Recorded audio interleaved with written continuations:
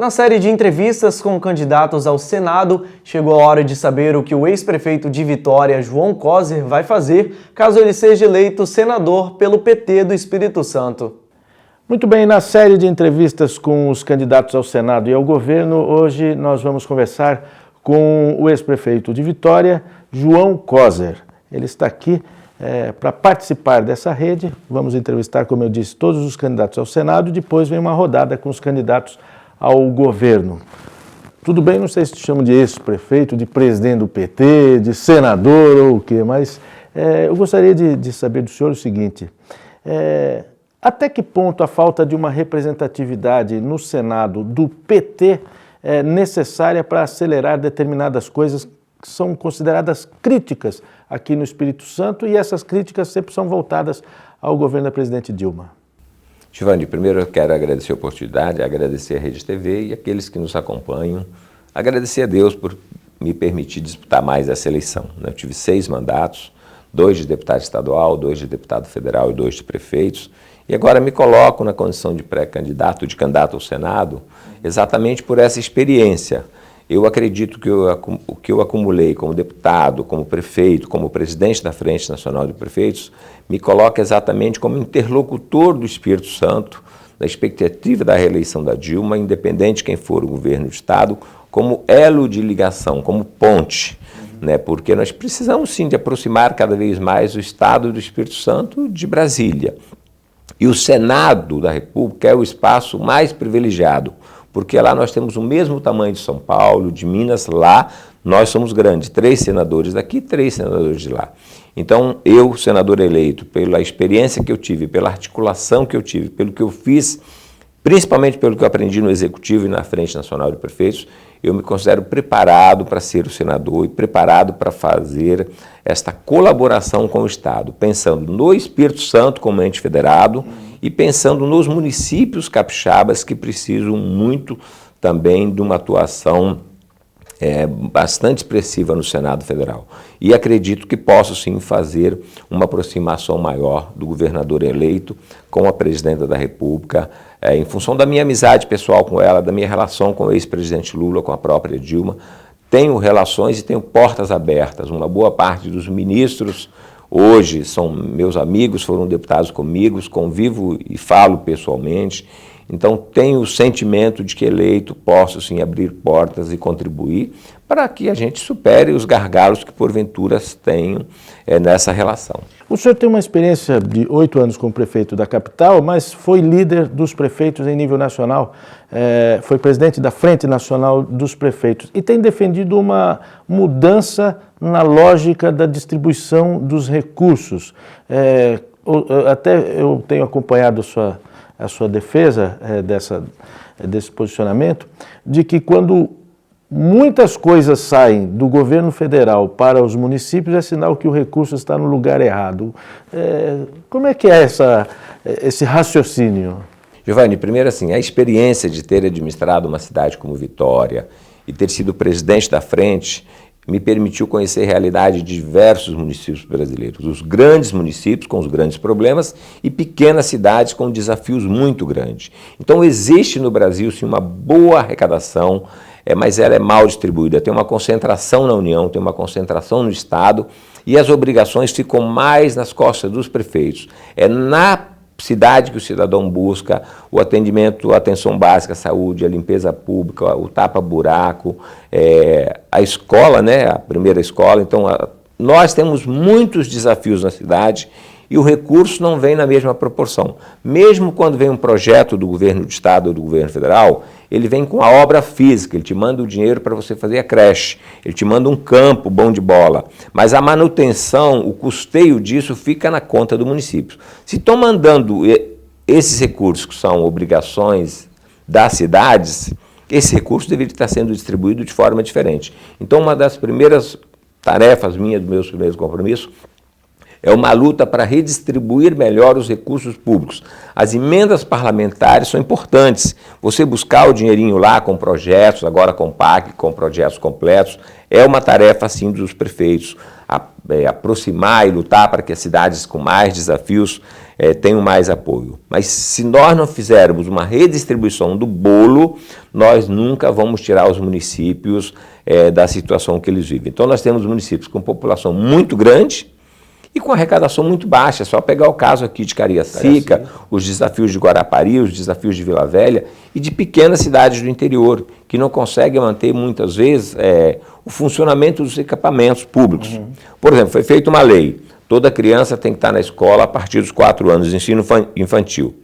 Quem tem a obrigação de fazer as escolas? O município. Quem tem que manter os professores? O município. Então vem a obrigação para a cidade, mas não vem o recurso na mesma proporção. Esta roda tem que se inverter. Quando vem mais obrigação, tem que naturalmente vir mais recursos. Agora, para mudar essa lógica, o caminho não seria mudar também a lógica da distribuição dos recursos, como, por exemplo, ICMS, distribuição que valoriza muito municípios que têm uma planta industrial, mas não valoriza os que têm muitas propriedades rurais ou que tenham muitas microempresas, por exemplo? Nós temos que repensar o sistema todo. Hoje, quando um município consegue uma grande empresa, ele desequilibra a distribuição do ICMS, porque ele faz uma cota à parte superior. Aqui nós temos um município como Anchieta, que tem uma arrecadação de ICMS superior a um município como Cariacica.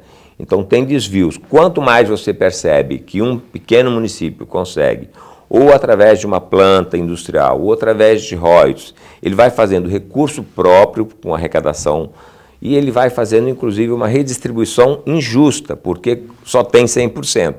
Quando vai demais para uma cidade pequena, em função de uma planta, você está tirando de grandes cidades, cidades que precisam de mais recursos. Então, levar em conta a população, levar em conta o território, então tem que repensar esse modelo no ICMS. Tem outro agravante, 75% são critérios decididos na União, só 25% são critérios decididos no Estado. Nós temos que mexer nisso, nós temos que permitir que o Estado pelo menos possa distribuir, mesmo que gradativamente, 50%. Então tem que fazer uma lei federal mudando os critérios de distribuição do ICMS. Tem que fazer um projeto de desenvolvimento onde não seja beneficiado, no caso do Espírito Santo, só uma região metropolitana e a região litorânea. Nós temos algumas regiões, noroeste, uma região sul, o extremo sul, que tem um desenvolvimento que precisa de ser repensado. Então, quando você fala, eu vou ser senador da República, eu tenho que pensar no estado do Espírito Santo, nos seus detalhes, e tenho que pensar no Brasil, porque eu vou estar representando o país. E nós não precisamos de nos preocuparmos em cuidar, assim, do físico, né? Nós precisamos de pensar nas pessoas, porque as pessoas estão espalhadas. Eu aprendi muito isso em Vitória. O que eu mais fiz foi cuidar de gente. Então, quando eu fazia as dezenas de casas, trocando barraquinho por uma casa de alvenaria, quando eu fazia uma creche, colocava 500 pessoas numa creche, essas obras eram para cuidar de gente, cuidar de ser humano.